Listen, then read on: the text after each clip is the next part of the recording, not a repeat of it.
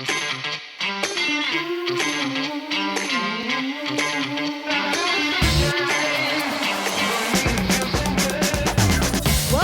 to episode 58 of the Mile 20 podcast where epic shit happens. My name is Laura and I'm finally here in person with my bestie. Laura, I know. It's good to see you in person, my friend. I know. You're in the midst of your traveling chaos. Oh, dude, 3 weekends in a row has been a lot. So Yes.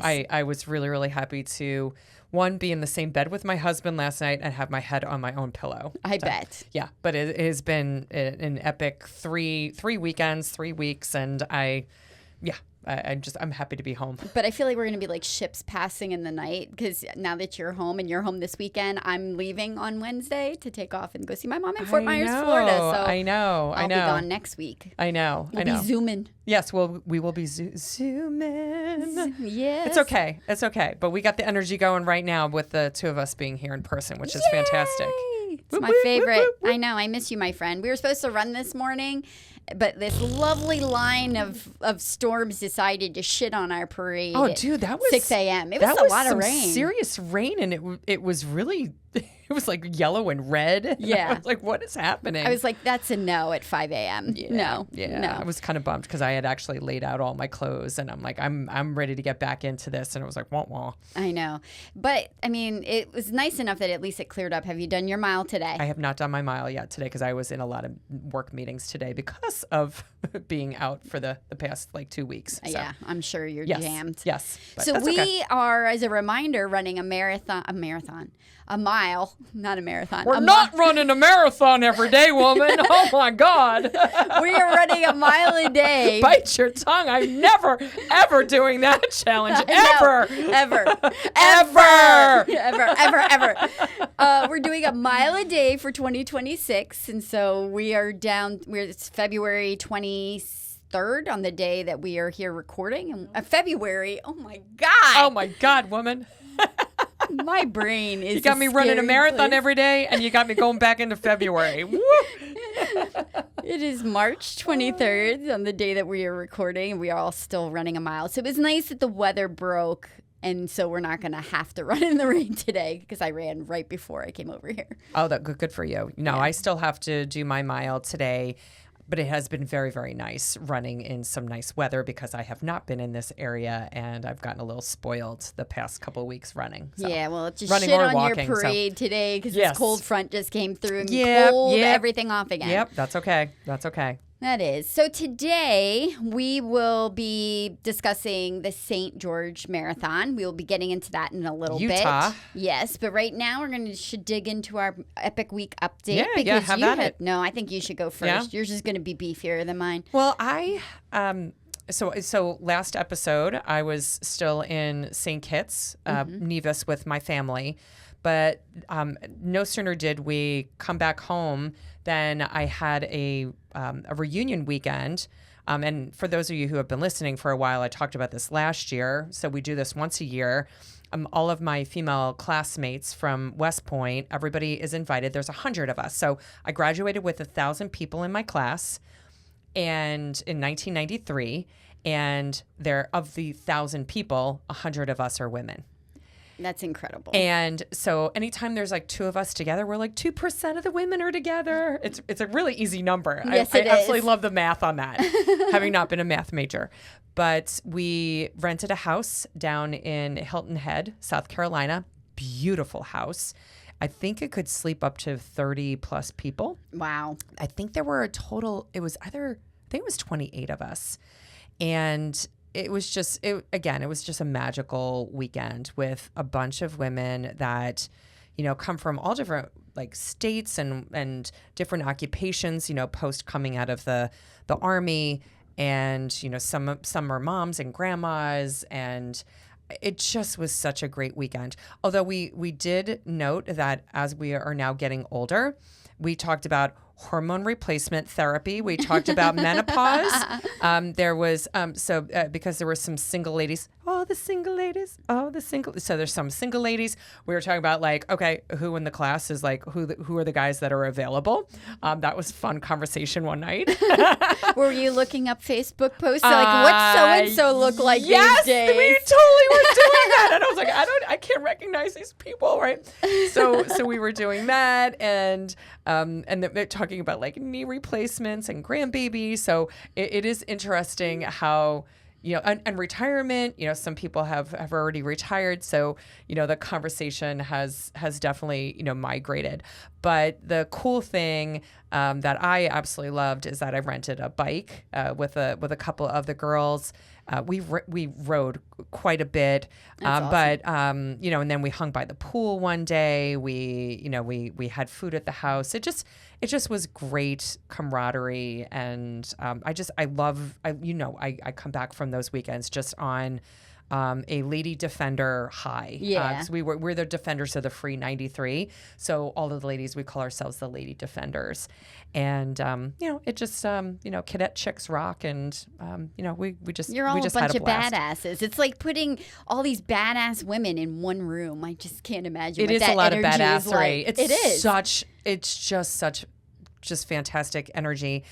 The funny thing that I loved was I didn't get in until like really late one night. It was like Thursday night, and I had two other gals in the car with me. You know, we had met at the Savannah airport, so we didn't get into the house until like after 11 o'clock.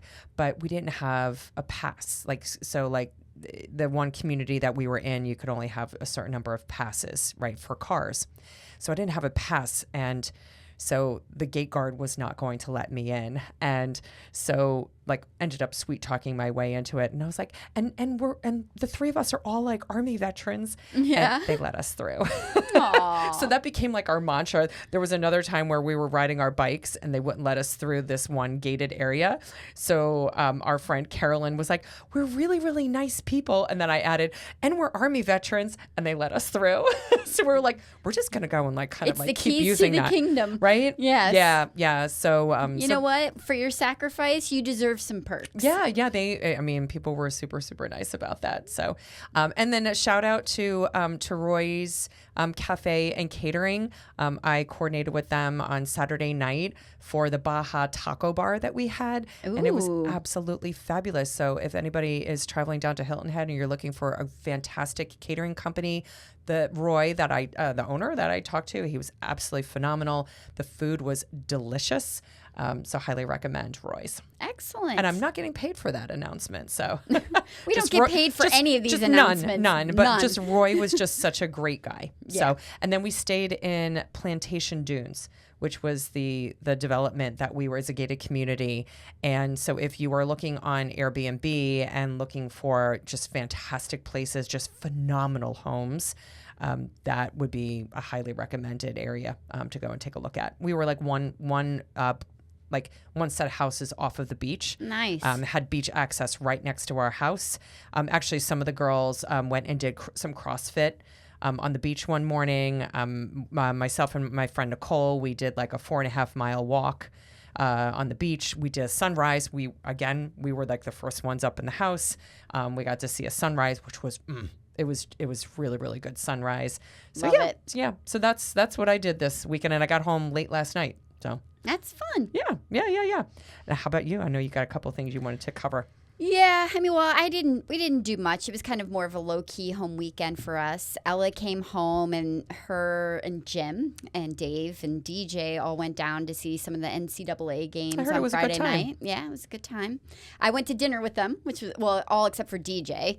So that was fun. And then they all went about their merry way, and I went home happily by myself just to have some time alone. I was there you good go. with that. Hey, a girl needs that. Yep. And then on Saturday, me and Dave, Ella, and Maggie all went out for a lovely hike at Valley Forge Park, it was just a very pretty day and Heard the weather was good relaxing. up here too. It was very nice. And then on Sunday, it was really cool. My friend Deneen put together a game night for all of us, and Shout out to Deneen, because she's Hello, an avid Deneen. listener. Hello, Deneen. I told her, we were talking about the podcast. I go, you don't know how warm my heart feels to know that you listen to us every week. Like, that just makes me feel so good, and I just love you for that, Deneen. Ditto. And some of the conversations you have with Deneen, where I'm like, oh my God, like she's in the details, like deep, Yes. with some of the places that we've recommended. And she's like, oh, I'm going to go here, like do that, Yes. So I think that is so awesome. Yeah. So she organized last night a game night. We played Cards Against Humanity and hung out and, had drinks and stuff. So we had a good time. That's awesome. Yeah. But what I did want to do is something different. We've kind of been busy traveling here and there, running marathons. In our own little worlds. Yes. And I feel remiss as a running podcast, which is primarily what we are, not talking about some of the news that has been happening in the last month. Big news, running news. Yes, running news. First, which is short, I'm really sad, and we're kind of mourning the loss of Jeff Galloway. Yeah. I mean, he was a pioneer of a walk-run method. He passed away back in February, so way late on the game here, because it's been almost a month since 80, he passed wasn't away. He was 80 years old. Yeah, he was 80. He was part of the 1972 U.S. Olympic team.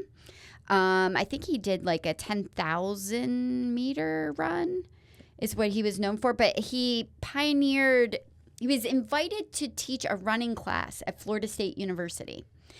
And so he pioneered this method of a run-walk method for long distances, which we bumped into him.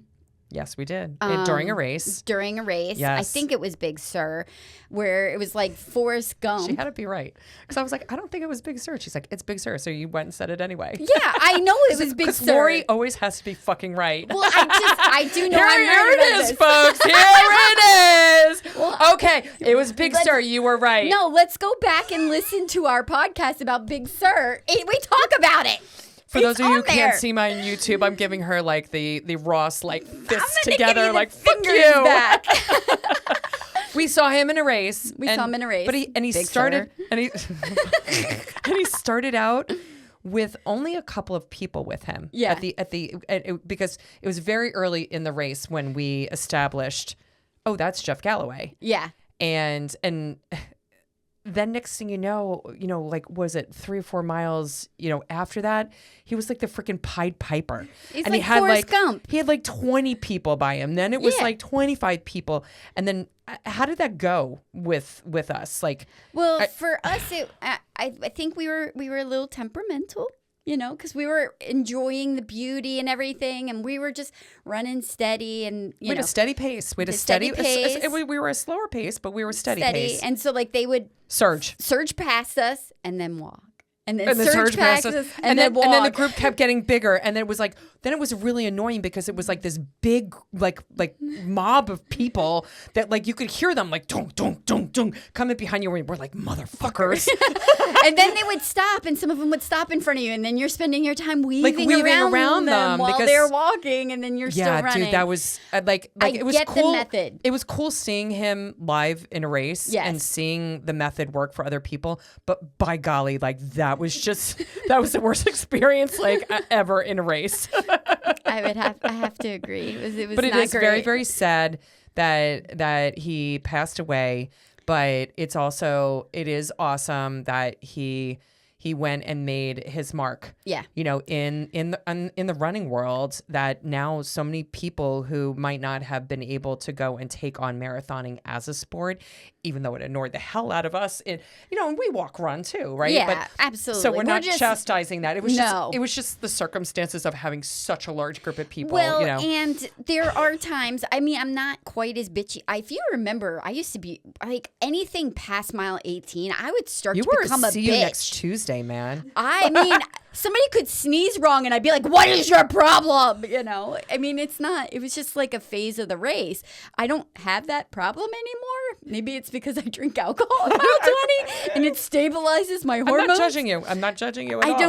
I don't know, but maybe it was because you had too much estrogen in your body, and now that you don't have estrogen, like you're just a nice person now on the course. I thought that's the opposite, though. I thought you were supposed to become a raging bitch without estrogen. Maybe we have reverse like syndrome out on the course. I don't know. I don't know either. I can't remember the last time you yelled at somebody on the course. I know, right? Right?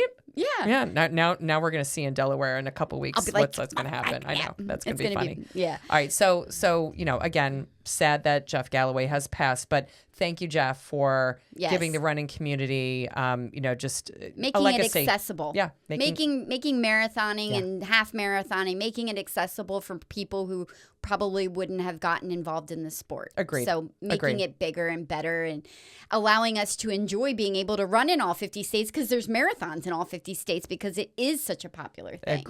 Agreed. So, all right. So now you want to talk about the spicy topic? We can talk about the spicy topic, but I do have one more after the spicy topic. Well, do you want to talk about the other topic? What's the other topic? I want to talk about the new European Marathon Classics. Fuck my life. Not asking you to do them. I'm just saying that they're out there. There is a new series out there. Laura is hiding in her hoodie right now. There is a new series out there that is the European Marathon Classic that comes with a big collection of coins or medals or something special that you get if you complete. Of course there's swag. Of course. You have to do 8 of them. I think there's only 8. It's the Rome Marathon, which we've already done. Vienna, London, which is already on the list to do because it's a world major. Madrid. That's a good list. Copenhagen. You suck. Warsaw, Lisbon, and Frankfurt. Yeah, I know it sucks. I'm just saying it's out there, and it's important. Do you know when the dates are of them? Like, well, when are they starting this? It already started, and it is retroactive, so your Rome will count already. Okay. So this is how this shit happens. I just mentioned it. Now she's stewing. I did not say you had to do it. I'm just saying I'd be interested and down to do it. But so anyway. That's a new series. If you're interested in marathons and proceeding through a series and having a challenge, there is a new European Marathon Classic. You can look it up. Now, to the steamy news. For those of you who can't see, like, or you don't watch us on YouTube, I'm giving like Lori like side eye. Yeah, because this is how this shit starts. Because those are some really, really great cities. Yes, I know. And a lot of them I haven't been to yet. Well, some of them I've been to, but I would.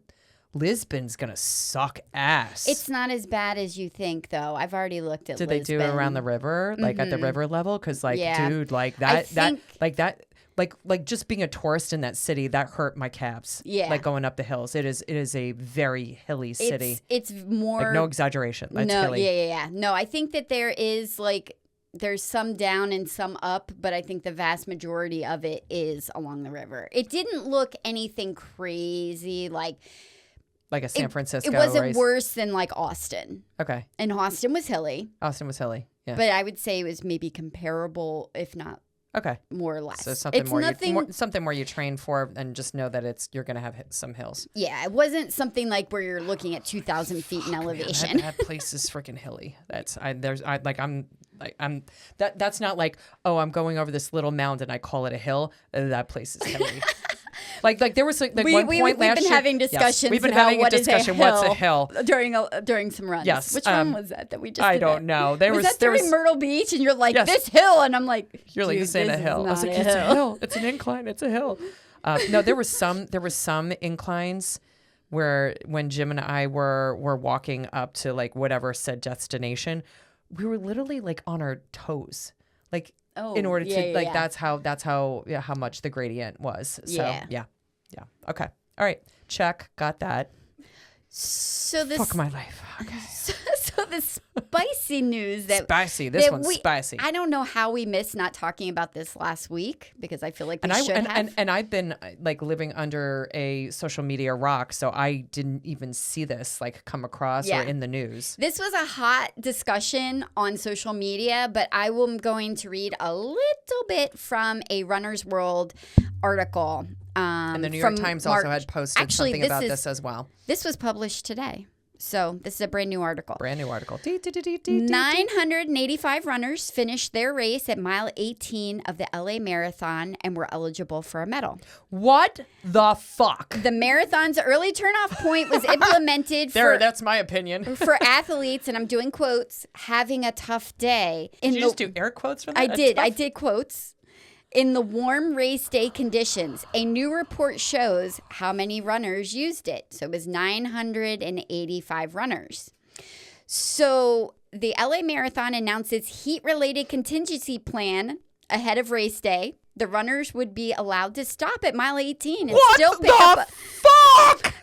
pick up a medal. No. The decision lit up the internet with the usual split-screen debate between following tradition and staying safe. So we looked at what the weather was like on the day that the LA Marathon. It was a high of 88 degrees with 40% humidity, 0.7 mile per hour winds with a waxing gibbous moon. It must have been the moon. It must have been the moon. So what are your thoughts on this, Lori? Well, I guess the question is, did they get a medal that said, I have like mile 18 finisher? No, or was no, it no, I got a marathon finisher medal? They got a marathon finisher medal. They got their medal. They paid for a medal, right? You enter into it, you pay for it. That's what they got. It's like somebody going on eBay and going and getting a marathon medal finisher thing and saying, I'm a marathon finisher, but they didn't go and run a full marathon. Right. Okay. Yeah. So how do you feel about it? Because obviously I'm voicing my opinion as you're just reading that article. Because I hadn't heard this until you guys just told me about it, you and Maggie, like before we started the podcast. Yeah. So my take on it is kind of like my take on any marathon that people bow out of. You're not a finisher. You DNF'd. You ran 18 miles. You ran 18 miles. Congratulations. It's a training run. If LA... It's not a marathon. If LA had a thing where you were registered for an 18-miler, like I know Big Sur does a 21-miler, and you have special medals for the 18-miler, and that's the route you decide to go, and you get an 18-mile marathon, 18-mile medal, sure. But this is a DNF. This is a DNF. And you and I have run marathons. Because it was hard. It was hard. I was having a hard day. Like, every marathon is hard. Every marathon. That's why it's a marathon. Yeah. I'm sorry, folks. This is just raw. Man, we're being real. This fired me up. I just you know what, Lori? I don't think that if the LA Marathon continues this new tradition, I don't think I could ever run the LA Marathon because I would be. I don't want to anyway. You know how you were just talking about how you are not yelling at people on the course anymore, like not yelling, but like nasty to people. I would be at mile 18. Oh my God. Sorry. Yeah. So maybe you should bleep that one out. Yeah. So wow. That's mean. Just wow. Now listen. Wow. I fully understand that if you are having a medical issue, by all means, stop. At any time in a race, you should stop. You should stop and take the DNF, and that is fine. I support that. I mean, I get it because there are things that are life-threatening, and you should take care of yourself. But if it's just getting hard and you're having a rough day, and I will even say this from a maybe I'm being hypocritical perspective, because for one race, I remember running. I signed up for the Rock and Roll Miami race. I'd already completed Florida twice because I did the 2 Disneys, and I signed up because a bunch of people were going down to run the Miami Marathon. Yeah. And I'm like, that's a cool race. About here. I would love to do that. I get down there, I'm hanging out with friends. Most of my people are all running the half. It is probably about 80 degrees with about 90% humidity in Florida when we are running, and I get to mile 8 and I'm like, this sucks. I already have Florida. I don't really care. I'm going to finish the half marathon.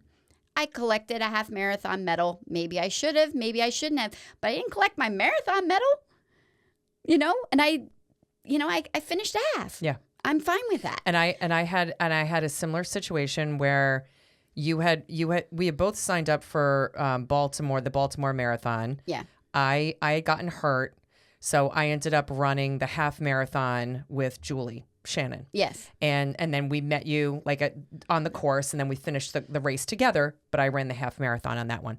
So longest half marathon ever. It was. Yeah. Yeah, we waited for you. but it was fun, It was but because then this is when we were already into our 50-state journey, I went and signed up. Do you remember that trail race Yes, I signed up and I for? thought you were crazy It for was like an doing it. Xterra trail race, and I was not trail running, but I had trained the miles.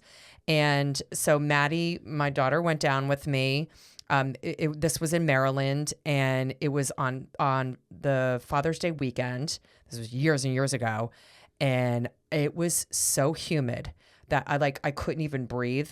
And there were so many people that were peeling off at the halfway point. I ended up, that was my one and only race that I had a DNF.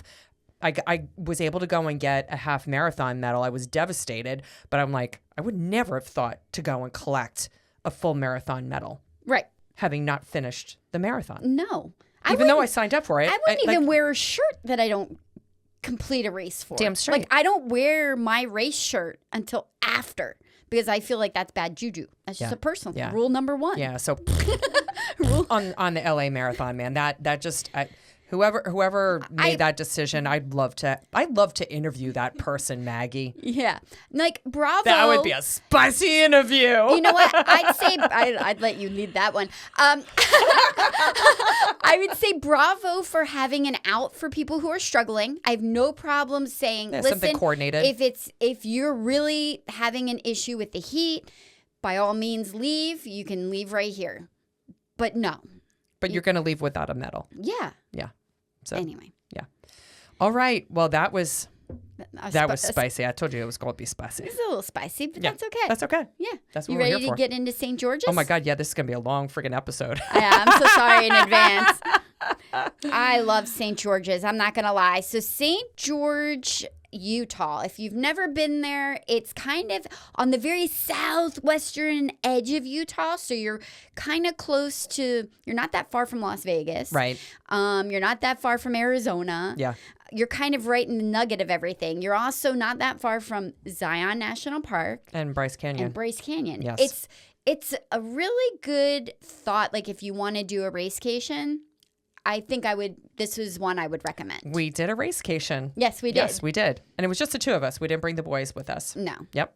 No, me and my family, so this is 2021, me and my family went and vacationed and did the whole Mighty 5 of the national parks in Utah in 2019. So it had just been 2 years prior, or even like a year and a half prior. So it was all kind of still fresh. So they were all like, Dave's like, yeah, go have fun. Yeah, you go do you. And then when Jim was like, oh, Dave's not going, I'm not going to go, like, just with like you two and be a third wheel. So yeah. Yep. So we did this. It's an October race, Saturday, which is nice because it gives you, if you want to beef out your weekend, you then have Sunday and you can do Monday or Tuesday. I think we were there a Friday through Tuesday. It was the 1st through the 5th. Yep. And it kind of worked out nice. It did. It worked out nice. And we did this race the weekend right after we did the Fargo Marathon. Yeah, they were back to back. Back to back weekends. And we were also just a couple of weeks then leading up to doing the I-35 challenge, which we will be discussing soon. Was this, so I was trying to remember, was this the first time we had ever done 2 races where it was one weekend and then running the following weekend? Oh, good question. I think it is.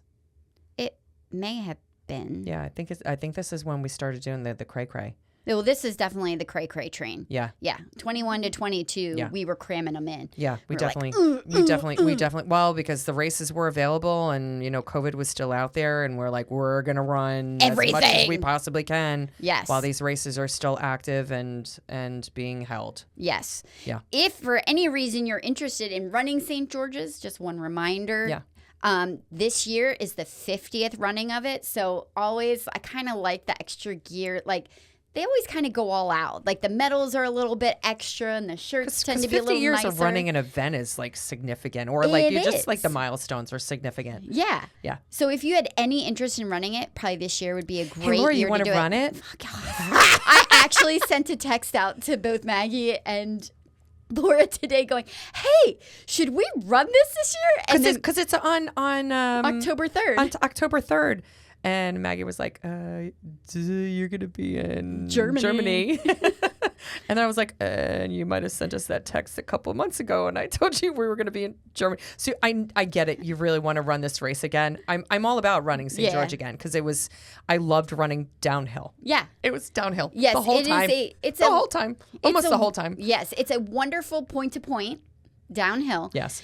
If beautiful scenery. If you're trying to be cute, though, this does go beyond the 1,500 feet of elevation, so you will get a 5-minute time added to you. Mm-hmm. So just keep that in mind if you're training, that you're going to have to run a little bit faster than you might think. But registration opens for 2026, April 1st at 6 a.m. Do you know what registration also opens up soon is the lottery for London. By the way. Oh, is it? Oh, yeah. It's I'm keeping track of that one because we're talking about wanting to do that next year. Yeah, it's around April 23rd, 24th. Okay. So I'm going to start checking probably April 22nd. They said that the lottery registration is only open for a week. Okay. And it opens around when the race is, and the race is at the end of the month. So we should probably piggyback that with looking at marathon tours as our backdoor entry into that, like we did for yes, ma'am. Berlin. Yes, ma'am. Yep. Yep.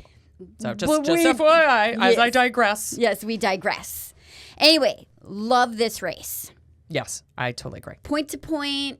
They do load you up in St. George's on a bunch of school buses, and they bus you out there. Dude, that was painful, though. It was a very early morning.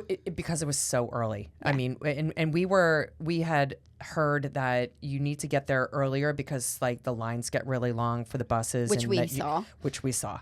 And we waited quite a while. I don't remember how long we waited, but, I mean, it was a well-organized activity, but you kind of felt a little stressed out. Like, am I going to get up to the start with enough time to, like, go to the bathroom, do whatever I need to go and do? Which I feel like we had plenty of time. And we did. What's really cool about the start, once you get there, it's kind of like the Lost Dutchman, which we reviewed already. There's a bunch of campfires to keep you warm. Not as many, though. Not as many, but they still have It's more them. for ambiance, I think. Yeah, maybe. But it's still cool. Yeah. It's a cool effect for in the morning. Yeah, no, most definitely. But I don't feel like we were overly rushed. And it's a 7 a.m. start, and the last bus, I think, leaves around 5:15. Yes. So I felt like... I think we hit like a 4 a.m. bus. Well, I have a picture of us on the bus at 5:35. But maybe that was... sometimes the pictures and the timing's weird. Yeah. Because that would be Mountain Standard Time. Yes. But it may have been showing a different time. I don't know, dude. I don't. It was just freaking early. It was really early. It was really early. But again, very, very well organized. Yeah. Yeah. Went through it really quickly. Yeah. And the scenery, and the sunrise, you run through Snow Canyon. Yes. State Park is part of it. And so it's not real red rocky, I would think, at the start. It's kind of more like high desert, isn't it? Yeah, it was more high desert, and then you as you're making your way down, off of the mountain, you start seeing some red rock. You see a lot of like buttes, a lot of valleys. But every time you turned, even though you were going downhill and you could kind of see out in the distance, every time you turned around a bend, the scenery like completely changed. And we kept turning around and looking back to go and see what was behind us because, again, just the views are spectacular. So always turn around and take a look never from forget. where you came. Yes. Yeah. Now, the year that we ran it, they had about 3,200 finishers, and in 2025 they had about 4,300. So a little increase, but that doesn't surprise me because again, this was 2021. Yeah, and people still weren't out and about just yet. Yes, even though the races had reconvened, not everybody was really comfortable going and getting back into them. Yeah. Yeah. So it's nice to go and see that they have 4,300 people running that. I mean, it's a great race. And the course is identical to what it was in 2021. Nothing has changed. It's pretty. And the weather is almost perfect. It was a little warm for us. We were in the... Yeah. I think we were at 86 at the finish. And did you peel off at mile 18? I didn't peel off at mile 18. Yeah. Oh, wait, how warm was it when we ran Medoc? Oh, that was 93. That was 93 and we were degrees. Drinking lots of wine. And I was drinking wine, too, so I was probably dehydrated. And I finished. And I got a medal because I finished. Okay, sorry. We digress again. Ooh, I'm not going to let that shit go, man. No, I get it. I'm going to have to make a shirt for that. Like, there's so many things going through my head right now, and they're so just all inappropriate. So it was 50. I'm gonna keep moving. Keep going. It was 54 at the start, so it was like a perfect cool temperature at the start. It was really nice. It did start to get warm towards the end, but I know it was warm, but I don't feel like it was like crippling because it was a dry heat. Yeah, it was a dry heat. You know how they say that is. This weekend is also equipped with a half marathon, a 5K, a fun run, and a mayoral walk. I have no idea what that is or what the distance is. Maybe the mayor walks with them. Maybe. That's my guess. I didn't read about it. I'm just like, a mayoral walk. Yeah. They do have, if you're into challenges, they do have the desert double where you can sign up for the 5K on Friday and run that and then do the marathon on Saturday and you get a desert double medal. Nice. Yep, as well as your marathon finisher medal. So if you're into extra gear and bling, that's always a good bonus too. Nice. Yep. Looking at a 7:15 course cutoff time, so very generous. Although I did see people in the results and they talk about it being very strict. It's very strict, and if you're not at mile, and then they had people finishing after 7:15. Well, yeah. I saw people who finish at like 8:30. Okay. Right. So well, I mean, it happens. I don't know how strict they are. They did say at mile 23.1 they will pull you off the course if you're not like holding a 6:15 finish time, which is like 16 minutes and 33 seconds or something per mile. But if somebody's finishing in 8 hours, I'm not sure how strict that is either. Yeah. I felt like when you and I ran this race too. I mean, because again, you know, it's mostly scenery. Yeah. There are no crowds. No, you know, it's quiet. not until you get down into St. George at the very end. That's when you have, you know, some spectators. But I felt like our energy level was pretty high too because we're out in the mountains and just the scenery and like, I don't know, something about that high of, you know, just being small in such a vast, you know, geography. It's a cool place to run. It just was spectacular. I mean, and that high. And then we knew that we were going to be doing, you know, some other cool things in one of the national parks the next day. So it was like, again, that whole like runcation vibe. And we just brought some good energy to each other that weekend. We did. Sad thing though, and there was only 2 races I can think of that I screwed up the mile 20 beverage drop. Yeah. St. George's was one of them. Yeah. I was looking at the maps and you just got the wrong road that we were kind of going to come down. Yes, there was like an overpass. Yeah. And we actually we dropped were like, below the overpass. We were like, that's where our mile 20 beverage is. And we we were like, are we going to go down? And we were like, no. No, we will collect that shit afterward. But, which by the way, and I don't know if we've ever mentioned this, but Lori has this like hot cold bag that, you know, we fill up with ice. And so our beverages are sometimes still cold, you know, the next day because we drop this stuff like the night before every race, almost every race.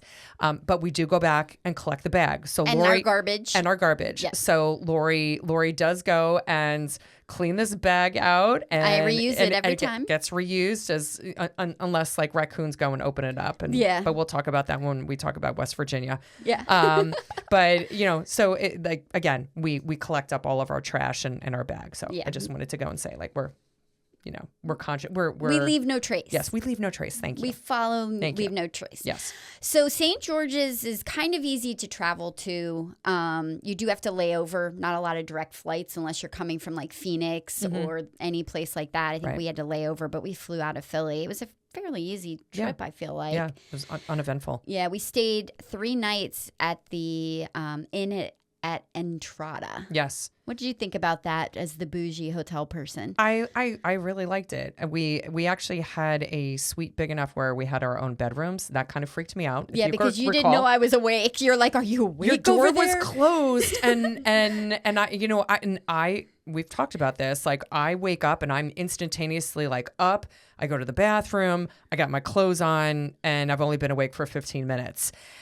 and your door was closed. I heard no movement and stuff. And I'm just like, I feel like Sheldon from The Big Bang Theory. Penny. I'm like, Lori, you're awake. And yeah, so that was just a little anxiety, you know. Yeah, this is at this point we've been traveling together a lot, running these races. So yeah. But I have never overslept anything yet. Knock on wood. But the inn at Entrada was lovely. The grounds were lovely. I don't know. It's a golf and wellness resort. Yeah. So I was like, this is going to be nice. I think we had a little fireplace. Yes. And like it was almost nice like a little patio apartment. area. Yeah, it was totally like a little apartment. And we had red rock views. Mm-hmm. It was really pretty. Yeah. No, really, really like that a lot. Yeah. I lost my place. Oh, it's a back. You always do the front to back. I do. I print out our notes for the the podcast. So the day we got there, we showed up, we checked into the hotel, we did packet pickup, which was a little expo at their convention center. Yeah, it was nice. Yeah. Easy to get in and out of, though. Easy. We had a little bit of a fiasco at dinner. I had found a place that came highly recommended. Because we were looking for pizza. Always pizza. Mm-hmm. It was Pizzeria Limon. Yeah. And fiasco is a good word for that. They did say on the website, because I always check reviews looking for gluten-free pizza. Yep, because I'm a glutard. Said they had gluten-free pizza. We get in there and we're in a line and this shit smells fabulous. Like make your mouth water. So good. So good. Yeah. So good. Laura couldn't have any because they didn't have gluten-free pizza. Yeah, they're like, I'm so sorry, we're out of gluten-free crust. And I just look at her and I'm like, can I order my pizza here? Because it looks really good. And I'm a good friend. And I was like, no, order away. Away. So then I got my pizza to go and it was very good. Mm-hmm. And then we went across the street. There was a place across the street that had gluten-free pizza. You're saying it was very good? That probably had to be like the best freaking pizza ever. And like it was really good. It was really good pizza. It was one of the top pizzas. It was top 10. Okay. But like on the lower end of the top 10 of pizzas. Yeah. My pizza was not probably in my top 100. No. For me. No. Well, that's because you had like cardboard for crust. We went across the street to the Slice House Pizza Company. Avoid the Slice House Pizza Company. And I'm sorry. I wish at the time I was doing reviews. Because I do reviews for places that we go to on Google because, again, having a gluten allergy, I like to go and, let other people know, like, what works, what doesn't. Avoid the Slice House Pizza Company if you have a gluten allergy. I don't know what their regular pizza tastes like. That's what I said. If you have a gluten allergy, it was not good gluten-free pizza. No, it was like generic. It was bad. Yeah. It was just bad. It was just bad. Everything. Yeah. So we're just going to leave it at that. You had good pizza. I had bad pizza. I'm so sorry. Okay. I sat there. It's okay. I remember feeling so racked with guilt as I was eating that pizza because I was like, damn, this is so good. She's like, oh, this is okay pizza. You're like chewing on it like, this is okay pizza. This is just, I swear, just okay. And I'm like eating my pizza like, I can't even chew it. It's like so chewy. That was a very torn evening. I agree. It was very. We were not on the same wavelength that evening. That's okay. It's okay. I did not hold that against you at all. So, and I love that you had a good pizza. It was good. Now our post-race meal. I feel like our post-race meal, we ended up eating on the patio. We got some takeout. And we ended up sitting on the patio. And the reason why I know this is because I have a video of us sitting on the patio. We had gotten, I think we had gotten like some Tex-Mex stuff because do you remember the bats? There were bats flying on the patio. And you and I were like mesmerized because they were really decent sized bats. Yes. They didn't bother us. No. But man, they were just loving the fact that we were sitting out on the patio and bringing like the bugs because they were having a blast. But that's what we did. We ate our dinner on the back patio. So I wonder if we did, because I know we had also on the first day, our lunch, we ate on the patio at that Sol Mesa. Yes. We ate at the restaurant. Yes. Because we could sit outside. Yes, the Sol Mesa was at the inn at Entrada. Do you think we picked up food from there? We might have. I mean, it was in a delivery bag. Although I do remember now, you and I going out, in the resort, and we were waiting for the delivery driver. Oh. So I have no idea where we ordered from. Yeah, It doesn't matter. It doesn't. We just did takeout and we just like to, yeah, give a shout out to it was we had Tex-Mex. I do remember that. But yeah, we sat and watched the bats, and we had some red wine. Yeah. So that's what we did. Yeah, cuz there's nothing better than sitting in the desert in a chilly evening drinking red wine. Yeah. Yep. That's what we did right there.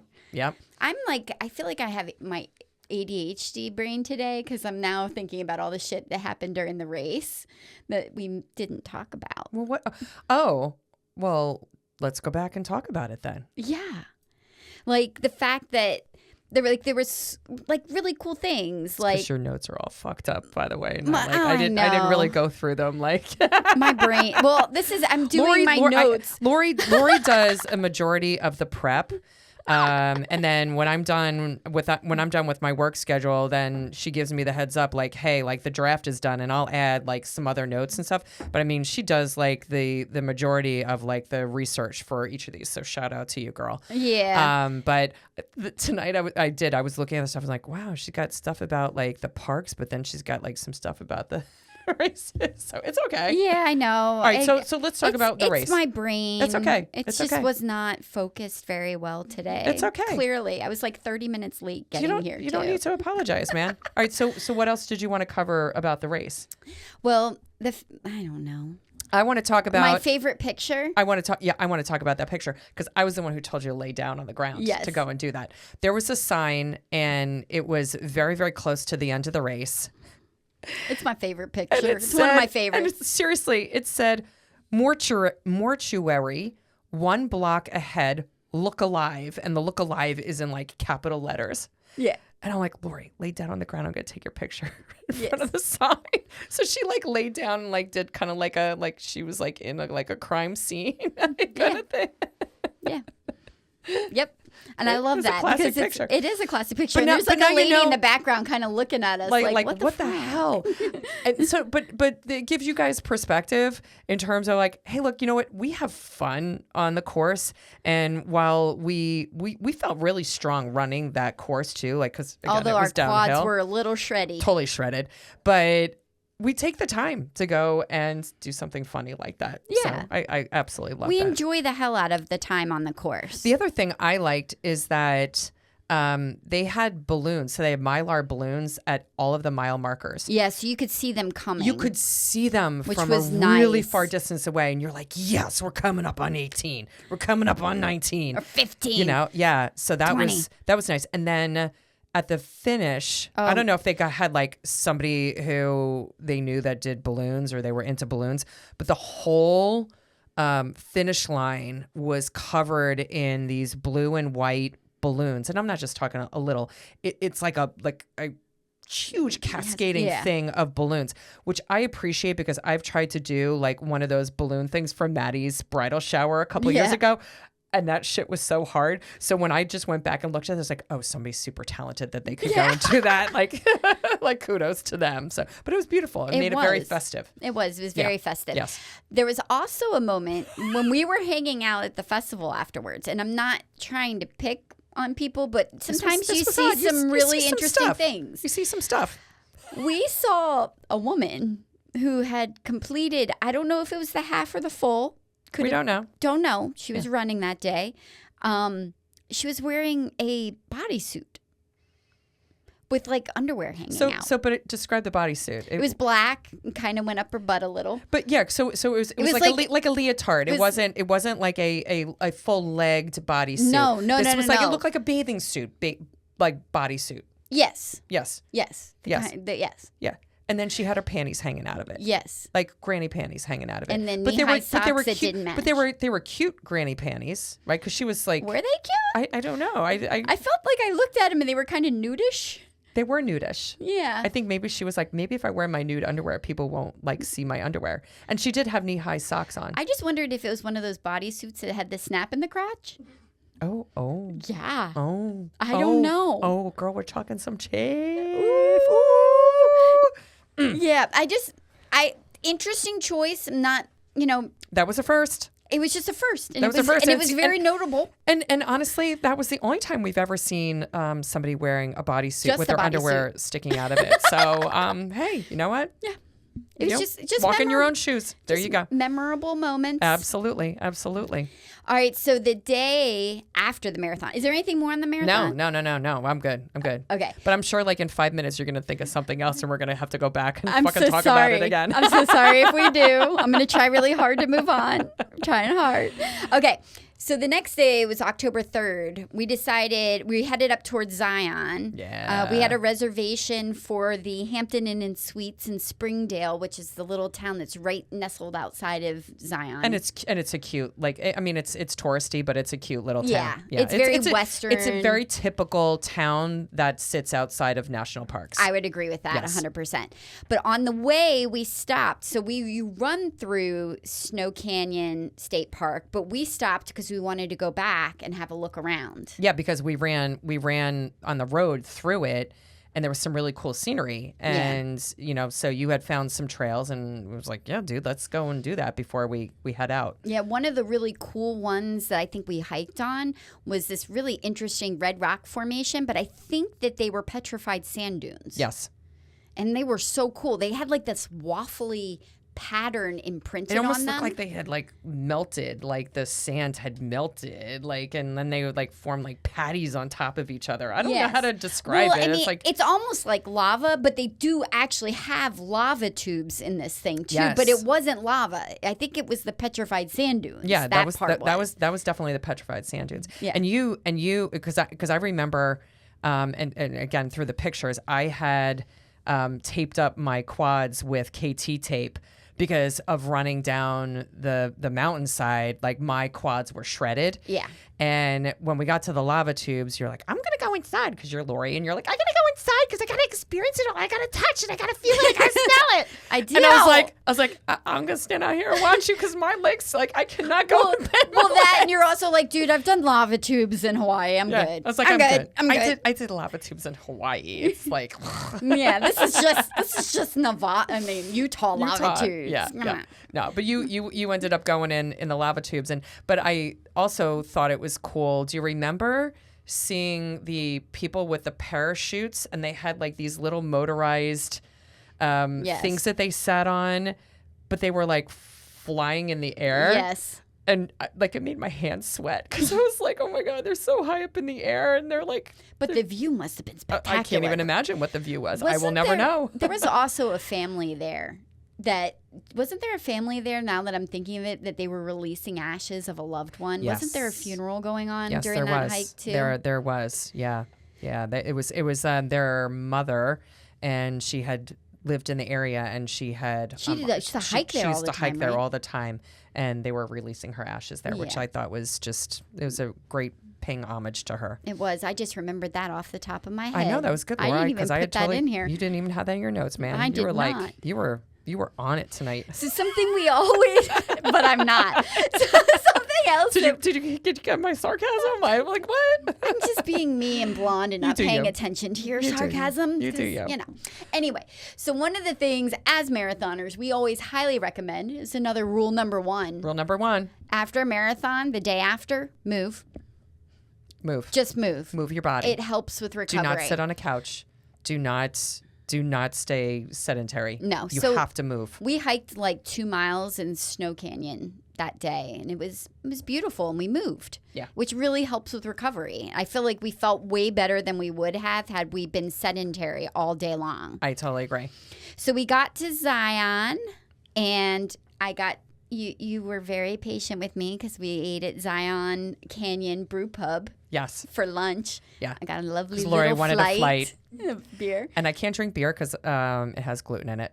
So yeah. It's okay. But they had other stuff. I don't even remember what I drank, but it doesn't matter. It was probably a glass of wine. Yeah. I took a picture of like my flight looked delicious. Flight. Yeah, I was looking at it today. Your flight did look solid in the pictures. Yes, it was very good. Yeah. Highly recommend that. It's a great place to eat. You enjoyed the beer there. I did. It was very good. And then we rented equipment because we were going into Zion, and we knew we wanted to do 2 hikes. Yes. We were going to go to the top, but not out onto Angel's Landing. Yes, because at the time I was still absolutely terrified of heights. Yeah, and I respect that. And I had done it Terrified 2 years ago with Maggie and Dave. So if I went back, I would do it. You would? But they closed it down for a period of time. I don't know if it's reopened. It's permit only. You have to get permits ahead of time to hike out to Angel's Landing. Yeah, because the other thing with Angel's Landing at the time, because when we did it, well, when we got to the top there, again, we did not go all the way out to Angel's Landing, is that it did not require permits. Yeah. And there was a shit ton of people out there. Yeah. And a lot of them, when I looked at them, like, those do not look like very, like, hiking savvy people. And I'm not going to go being terrified of heights and go out there on that with people who don't know what the hell they're doing as well. So that was also the other driver. If it was just you and I might have ventured out. But that's what broke me over the edge. I can remember when Maggie and Dave and I did it, that there was a section, because we were like, I'm like, listen, if we're doing this, we're doing it first thing in the morning. We're the first bus out, so that we don't have to deal with the mass crowds.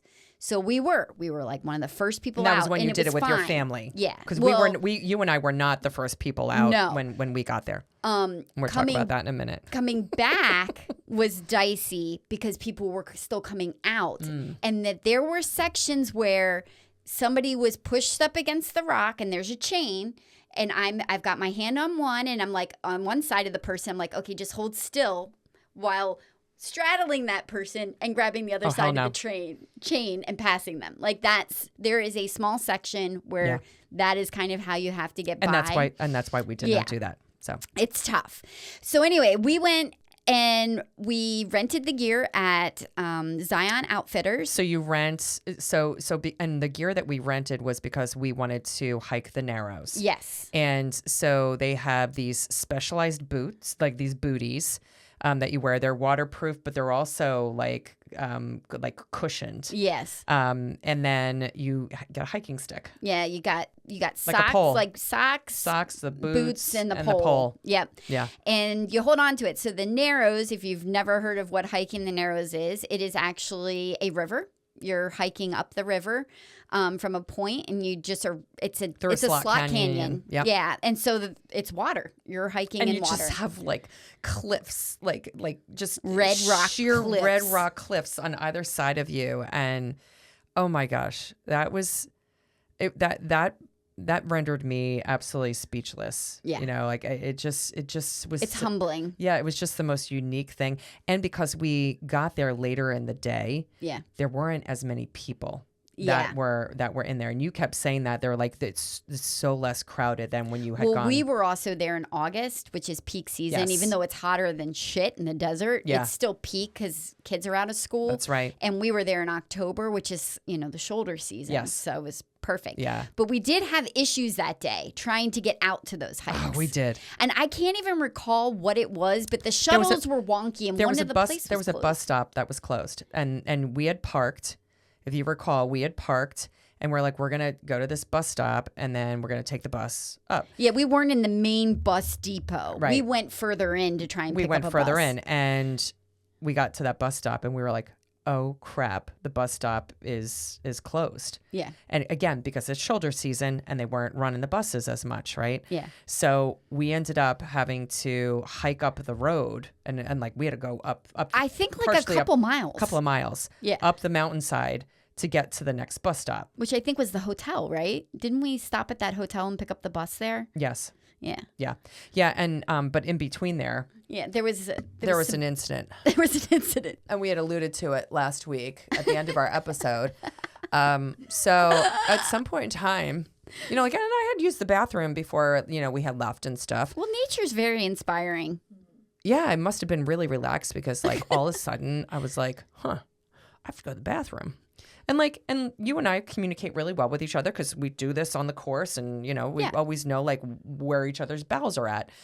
So I was like, Salor, I feel like I really have to go to the bathroom. Like now. And well, it wasn't initially. And then all of a sudden, like I kept talking about it. Yeah. And all of a sudden I'm like, oh, Mama's got to go to the bathroom. Like I have to find a spot now. And we did not have a single piece of toilet paper between the two of us. No toilet paper, and we were really in the middle of nowhere. And I knew that Nowhere. I needed to continue using my socks because we were going to continue, like, with the what do you call it? The Narrows hike and stuff. So Rest in peace, the Eagles buff. So I had my buff, my Eagles buff that I absolutely loved, and man, that is the one thing when they say, like, leave no trace. I had to leave that. I know. There was no way around that. There was no way around it. There was no way to bring it back. Yeah. So that was. I felt a lot better though after that. Yeah. And I didn't talk about having to go to the bathroom for the rest of the day. No, it was all good after that. All good after that. I just felt so bad. I'm like, oh, this is such a screw up with the shuttles. But Lori, I'm infamous for that. I mean, it happened to me when we were at like Maddie's bachelorette party where we went hiking like up in the Rocky Mountains, and we no sooner got into the mountains with all the other girls where all of a sudden I had toilet paper with me where I was like, oh my God, I have to go to the bathroom. I must get so relaxed. Well, that and the altitude. Sometimes it's the altitude. Yeah, maybe it's the altitude. So definitely. Yeah. So Maggie's going to do a poop emoji for me for this episode. We might get creative with the title. No, I'm just joking on that. But yeah, we then finally got a bus and we got to the Narrows, and again, it was just stunning.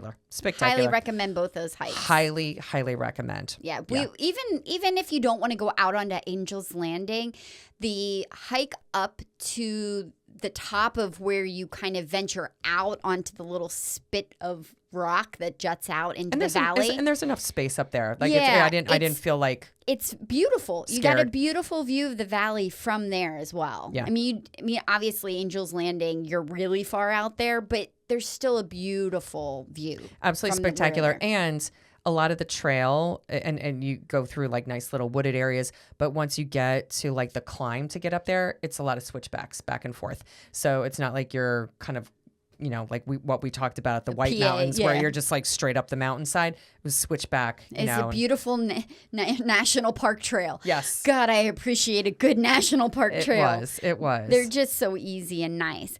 So later that day, we went back to the pool, kind of hung out for a while. Yep. And then we decided to drive because we had, again, before with the kids, I'd eaten dinner at this awesome farm to table that's outside the east entrance of the park.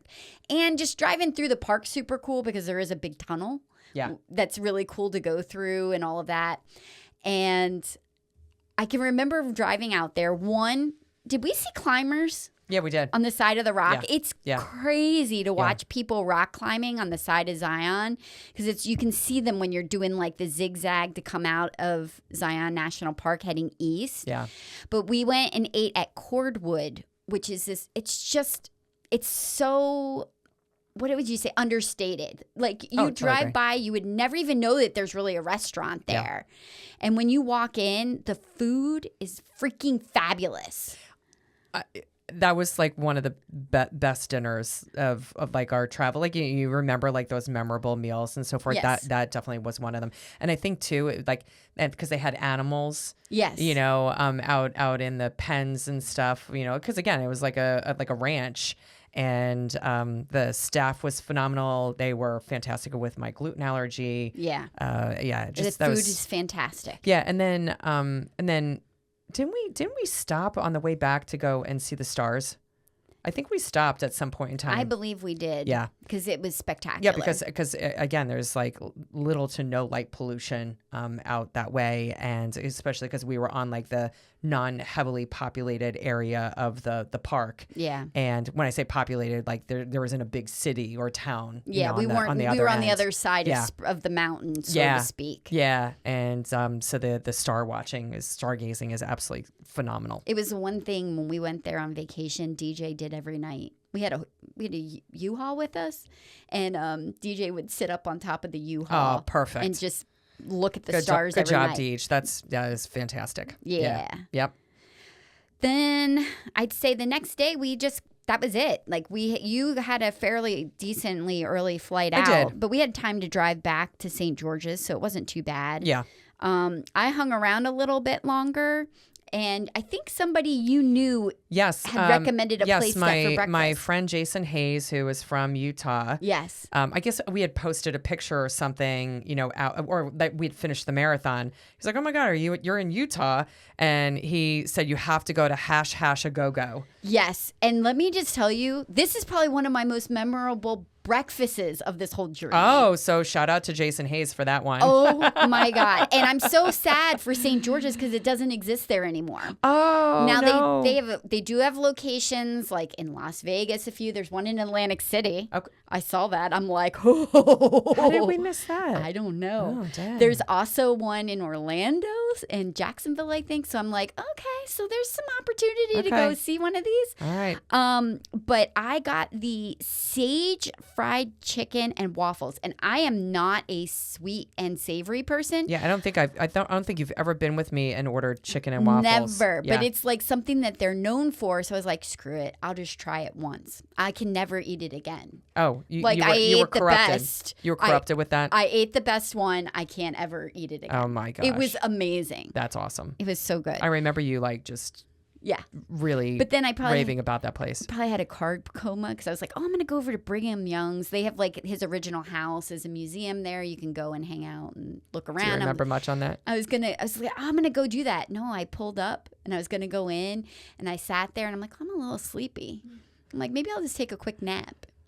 No, I woke up. I went to the airport and took off.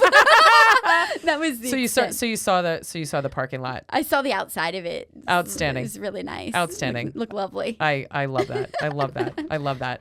All right, so the swag. Swag. I am wearing the shirt if you're joining us on YouTube. I no longer have the shirt. The shirt is an interesting material. That's why I don't have it anymore. It does breathe.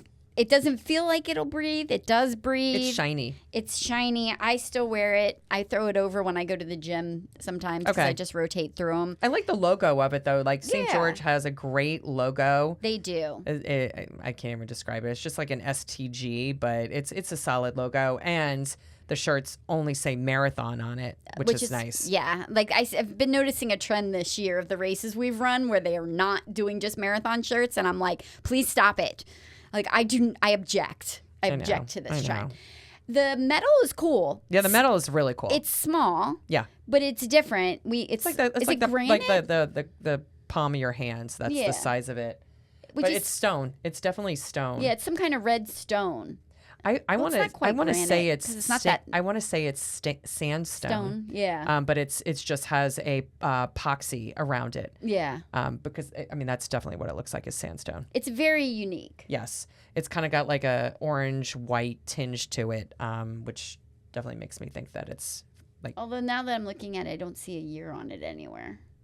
But that's fine. That's okay. Can't be too picky. That's okay. It's very unique. That's maybe like, nitpicky. I think there's maybe one or two other medals that we've gotten that have been made of stone. Yeah. Yeah. It's rare. It's very rare. So it's cool. Yeah, absolutely. Yeah. So I think you can already tell we highly recommend. I would run this one again, and I haven't looked to go and see what other races you have lined up on our second round of 50 states, but I would hands down do this one again. Just not this year because we're going to be in Germany for the third time. Maybe we should say fourth time. Fourth time? Can we run it this year? No. We're going to be in Germany. We're going to be in Oktoberfest. We're going to be in Germany. Yeah. Yeah. Yeah. So you would run it again as well. Yes, absolutely. Yeah.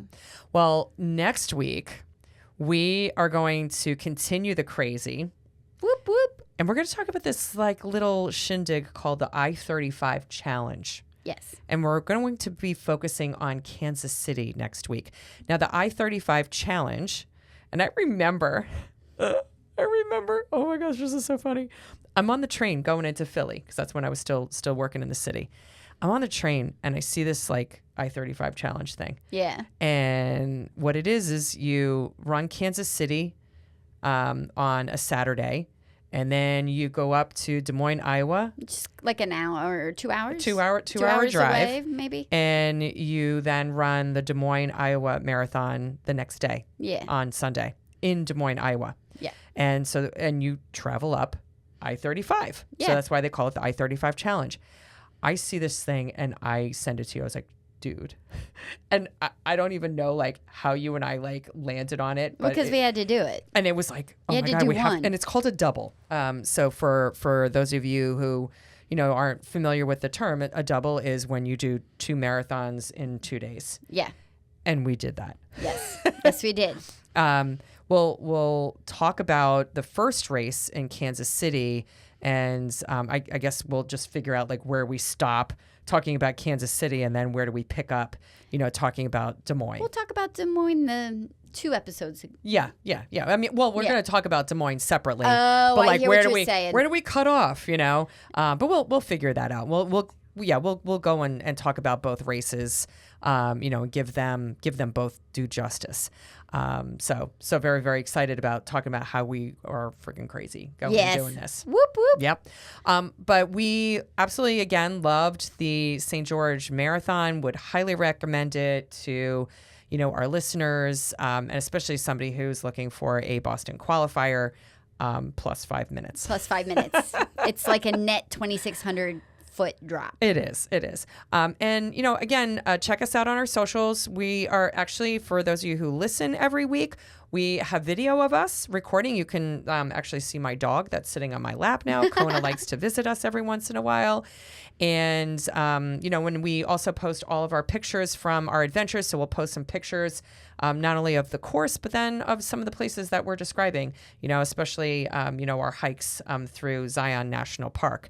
Now, thank you for hanging with us this week. Go make mile 20 your bitch. Peace out.